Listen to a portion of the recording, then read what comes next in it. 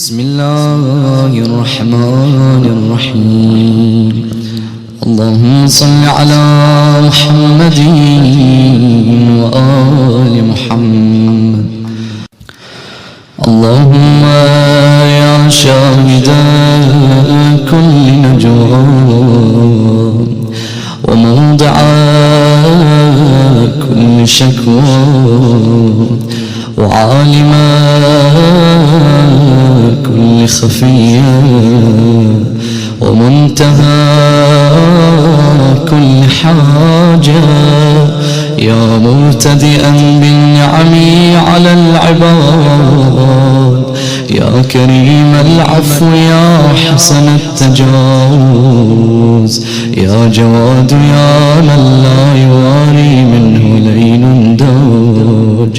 ولا بحر عجاج ولا سماء ذات أبراج ولا ظلم ذات ارتجاج، يا من الظلمة عنده ضياء، أسألك بنور وجهك الكريم الذي تجليت به للجبل فجعلته دكا وخر موسى صعقا، وباسمك الذي رفعت به السماوات بلا عماد وسطحت به الأرض على وجه ماء جماد، وباسمك المخزون المكنون المكتوب الطاهر الذي إذا دعيت به أجبت وإذا سئلت به أعطيت، وباسمك السبوح القدوس البرهان الذي هو نور على كل نور ونور من نور يضيء منه كل نور، إذا بلغ الأرض انشقت وإذا بلغ السماوات فتحت وإذا بلغ العرش اهتز، وباسمك الذي ترتعد منه فرائص ملائكتك، وأسألك بحق جبرائيل وميكائيل وإسرافيل وبحق محمد المصطفى صلى الله عليه وآله وعلى جميع الأنبياء وجميع الملائكة، وبالاسم الذي مشى به الخضر على قلل الماء كما مشى به على جدد الأرض، وباسمك الذي فلقت به البحر لموسى وأغرقت فرعون وقومه وأنجيت به موسى بن عمران ومن معه، وباسمك الذي دعاك به موسى بن عمران من جانب الطور الأيمن فاستجبت له وألقيت عليه محبة منك، وباسمك الذي به أحيا عيسى بن مريم الموتى وتكلم في المهد صبيا وأبرأ الأكمه والأبرص بإذنك، وباسمك الذي دعاك به حملة عرشك وجبرائيل وميكائيل وإسرافيل وحبيبك محمد صلى الله عليه وآله وملائكتك المقربون وأنبياؤك المرسلون وعبادك الصالحون من أهل السماوات والأرضين، وباسمك الذي دعاك به ذو النون إذ ذهب مغاضبا فظن أن لن تقدر عليه فنادى في الظلمات أن لا إله إلا أنت سبحانك إني كنت من الظالمين فاستجبت له ونجيته من الغم وكذلك تنجي المؤمنين وباسمك العظيم الذي دعاك به داود وخر لك ساجدا فغفرت له ذنبا وباسمك الذي دعتك به آسية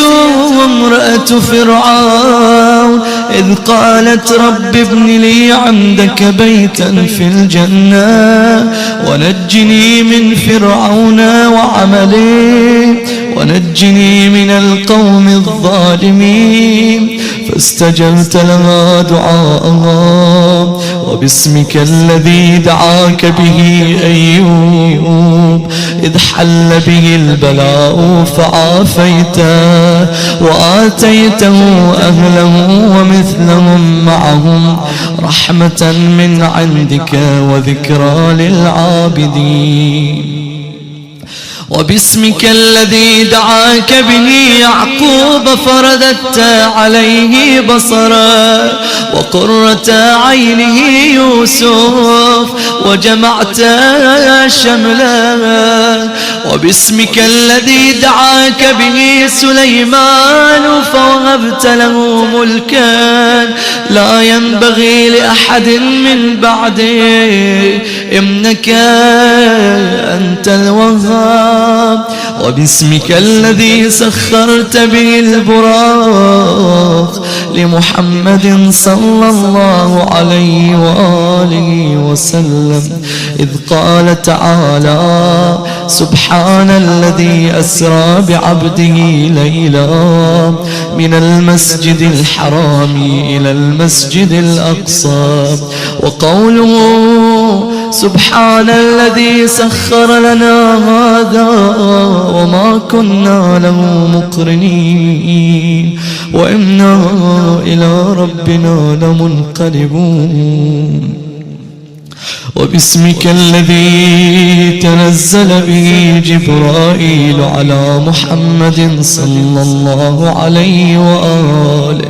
وباسمك الذي دعاك به آدم فغفرت له ذنبا وأسكنته جنتك وأسألك بحق القرآن العظيم وبحق محمد خاتم النبيين وبحق إبراهيم وبحق فصلك يوم القضاء وبحق الموازين إذا نصبت والصحف إذا نشرت وبحق القلم وما جرى واللوح وما أحصى وبحق الاسم الذي كتبته على سرادق العرش قبل خلقك الخلق والدنيا والشمس والقمر ب1000 عام وأشهد أن لا إله إلا الله وحده لا شريك له وأن محمدا عبده ورسوله وأسألك باسمك المخزون في خزائنك الذي استأثرت به في علم الغيب عندك لم يظهر عليه أحد من خلقك لا ملك مقرب ولا نبي مرسل ولا عبد مصطفى وأسألك باسمك الذي شققت به البحار وقامت به الجبال واختلف به الليل والنهار وبحق السبع المثاني والقرآن العظيم وبحق الكرام الكاتبين وبحق طه وياسين وكافها يا عين صاد وحاميم عين سين قاف وبحق توراة موسى وإنجيل عيسى وزبور داود وفرقان محمد صلى الله عليه وآله وعلى جميع الرسل وباهيا شراهيا. اللهم إني أسألك بحق تلك المناجاة التي كانت بينك وبين موسى بن عمران فوق جبل طور سيناء، وأسألك باسمك الذي علمته ملك الموت لقبض الأرواح، وأسألك باسمك الذي كتب على ورق الزيتون فخضعت النيران بتلك الورقة فقلت يا نار كوني بردا وسلاما، وأسألك باسمك الذي كتبته على سرادق المجد والكرامة يا من لا يخفيه سائل ولا ينقص نائل، يا من به يستغاث وإليه يلجأ. أسألك بمعاقد العز من عرشك ومنتهى الرحمة من كتابك وباسمك الأعظم وجدك الأعلى وكلماتك التامات العلا. اللهم رب الرياح وما ذرات والسماء وما أضلت والأرض وما أقلت والشياطين وما أضلت والبحار وما جرت، وبحق كل حق هو عليك حق، وبحق الملائكة المقربين والروحانين والكروبين والمسبحين لك بالليل والنهار لا يفترون، وبحق إبراهيم خليلك وبحق كل ولي يناديك بين الصفا والمروة وتستجيب له دعاء. يا مجيب أسألك بحق هذه الأسماء وبهذه الدعوات أن تغفر لنا ما قدمنا وما أخرنا وما أسررنا وما أعلنا وما أبدينا وما أخفينا وما أنت أعلم به منا، إنك على كل شيء قدير برحمتك يا أرحم الراحمين. يا حافظ كل غريب، يا مؤنس كل وحيد، يا قوة كل ضعيف، يا ناصر كل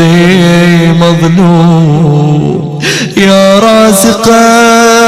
كل محروم، يا مؤنس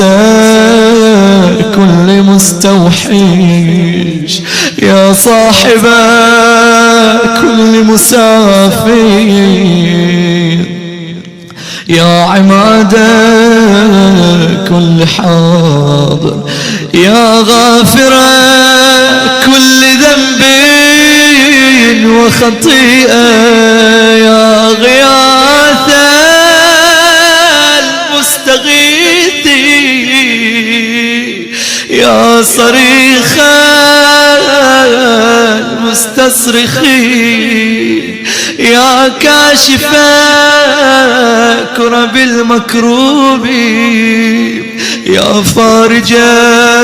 هم المهمومين، يا بديع السماوات والأرضين، يا منتهى غاية الطالبين، يا مجيب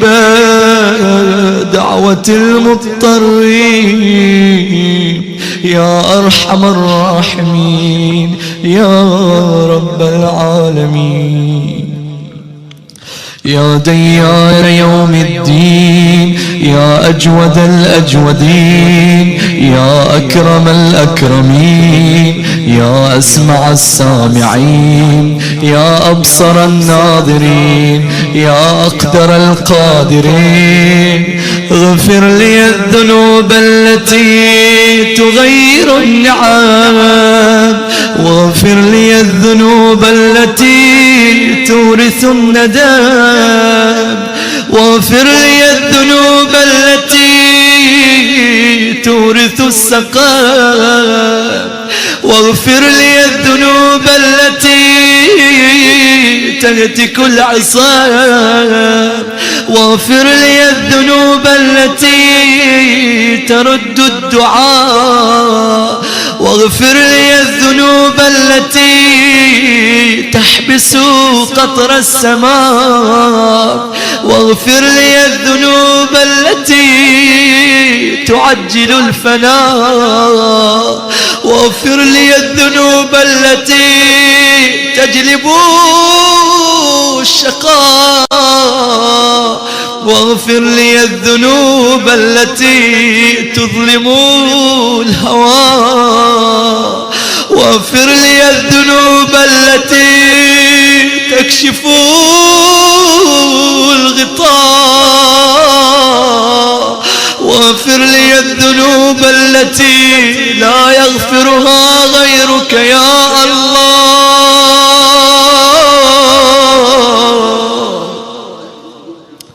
واحمل عني كل تبعة لأحد من خلقك، واجعل لي من أمري فرجا ومخرجا ويسرا، وأنزل يقينك في صدري ورجاءك في قلبي، حتى لا أرجو غيرك. اللهم احفظني وعافني في مقامي، واصحبني في ليلي ونهاري، ومن بين يدي ومن خلفي، وعن يميني وعن شمالي، ومن فوقي ومن تحتي، ويسر لي السبيل وأحسن لي التيسير، ولا تخذلني في العسير، واهدني يا خير دليل، ولا تكلني إلى نفسي في الأمور، ولقني كل سرور، واقلبني إلى أهلي بالفلاح والنجاح محبورا، في العاجل والآجل، إنك على كل شيء قدير، وارزقني من فضلك، وأوسع علي من طيبات رزقك، واستعملني في طاعتك، وأجرني من عذابك ونارك يا الله. واقلبني إذا توفيتني إلى جنتك برحمتك.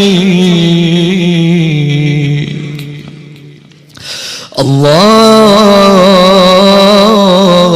إني أعوذ بك من زوال نعمتك ومن تحويل عافيتك ومن حلول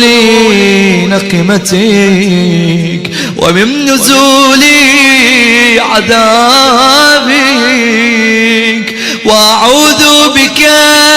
من جهد البلاء ودرك الشقاء ومن سوء القضاء وشماتة الأعداء ومن شر ما ينزل من السماء ومن شر ما في الكتاب المنزل. اللهم لا تجعلني من الأشرار ولا من أصحاب النار، ولا تحرمني صحبة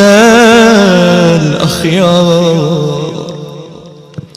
وأحيني حياة طيبة وتوفني وفاة طيبة تلحقني بالأبرار، وارزقني مرافقة الأنبياء في مقعد صدق عند مليك مقتدير. اللهم لك الحمد على حسن بلائك وصنعك، ولك الحمد على الإسلام واتباع السنة يا ربي، كما هديتهم لدينك وعلمتهم كتابك، فاهدنا وعلمنا، ولك الحمد على حسن بلائك وصنعك عمدي، خاصة كما خلقتني فأحسنت خلقي، وعلمتني فأحسنت تعليمي، وهديت لي فأحسنت هدايتي، فلك الحمد على إنعامك علي قديما وحديثا. فكم من كرب يا سيدي قد فرجته، وكم من غم يا سيدي قد نفسته، وكم من غم يا سيدي قد كشفته، وكم من بلاء يا سيدي قد صرفته، وكم من عيب يا إلهي وسيدي قد سترته، فلك الحمد على كل حال في كل مثوى وزمان ومنقلب ومقام، وعلى هذه الحال وكل حال. اللهم اجعلني من أفضل عبادك نصيبا في هذا اليوم من خير تقسمه، من خير تقسمه، أو ضر تكشفه، أو سوء تصرفه، أو بلاء تدفعه، أو خير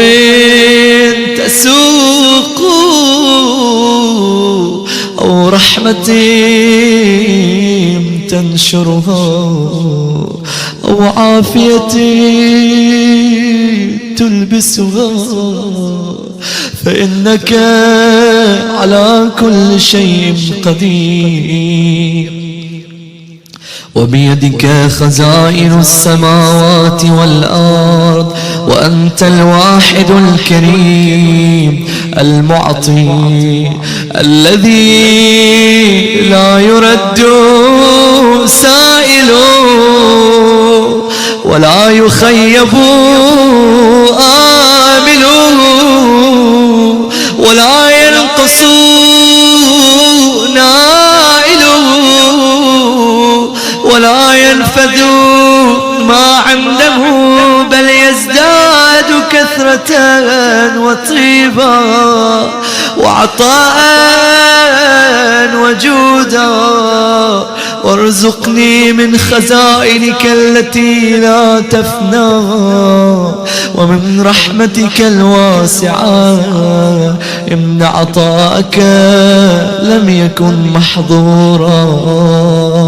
وأنت على كل شيء قدير، برحمتك يا أرحم الراحمين.